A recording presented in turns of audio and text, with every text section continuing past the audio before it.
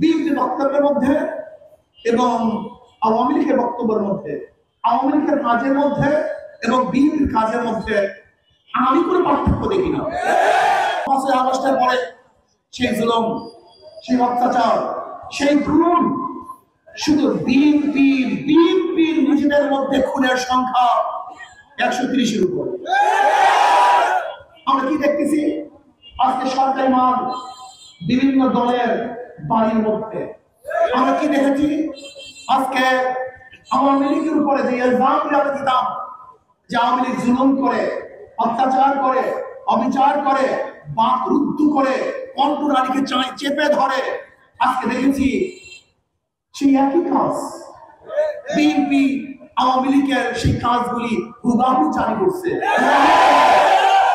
বিএনপির যে বক্তব্য ছিল, আওয়ামী লীগের যে বক্তব্য ছিল, বিএনপির বক্তব্য একই, হুবাহু, কোনো পার্থক্য নেই।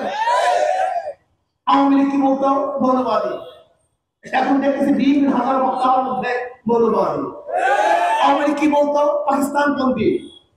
বিএনপির জাহেল মূর্খরা বলতেছে পাকিস্তানপন্থী। আওয়ামী লীগ কে বলতো রাজাকার।